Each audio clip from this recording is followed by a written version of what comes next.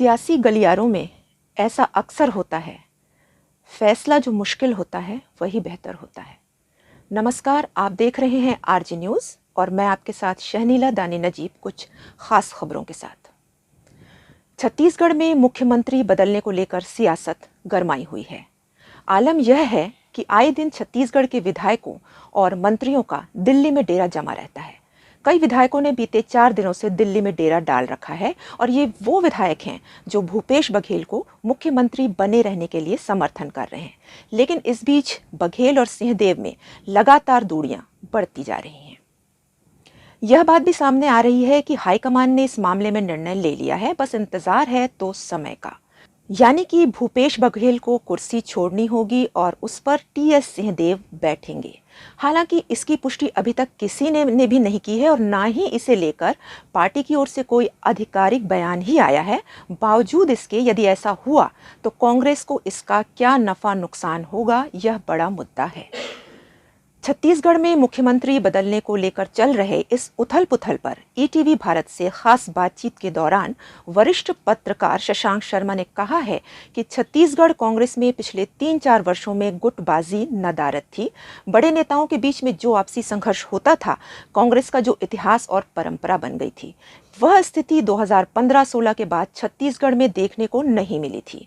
शशांक ने कहा कि यदि मुख्यमंत्री की कुर्सी को लेकर छत्तीसगढ़ कांग्रेस में 2 धड़े होते भी हैं तो छत्तीसगढ़ कांग्रेस में राजनीतिक गुटबाजी की यह वापसी होगी।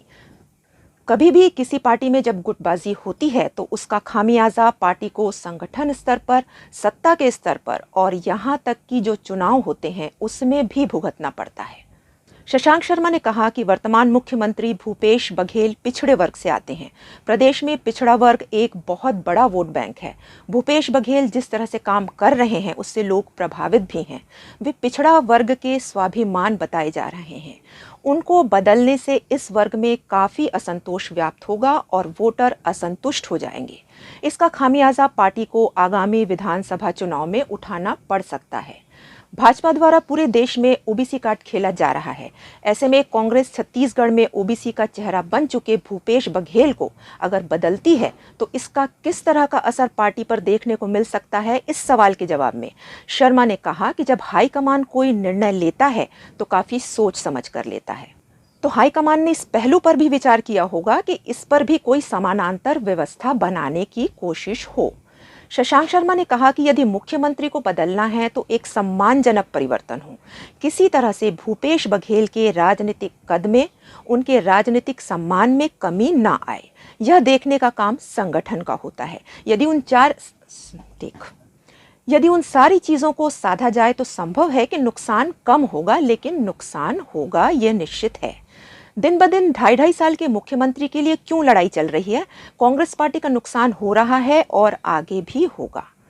बता दें कि पिछले कुछ दिनों से छत्तीसगढ़ के कई विधायक दिल्ली में डटे हुए हैं। यह विधायक हाईकमान से मुलाकात करने एड़ी चोटी का जोर लगा रहे हैं। बावजूद इसके अब तक हाईकमान से मुलाकात की इन्हें हरी झंडी नहीं मिली है। इस बीच यह बात भी सामने आ रही है कि हो न हो छत्तीसगढ़ में मुख्यमंत्री की कुर्सी पर बदलाव हो सकता है। यदि ऐसा हुआ तो यह कहीं ना कहीं कांग्रेस के लिए नुकसानदायक भी हो सकता है। अब देखने वाली बात यह है कि कांग्रेस इस नुकसान को रोकने क्या कदम उठाती है या फिर भूपेश बघेल को ही मुख्यमंत्री बने रहने देती है। यह आने वाले समय में ही स्पष्ट हो सकेगा। अभी तक के लिए बस इतना ही। आगे की खबरों के लिए जुड़े रहिए आरजे न्यूज़ के साथ। नमस्कार।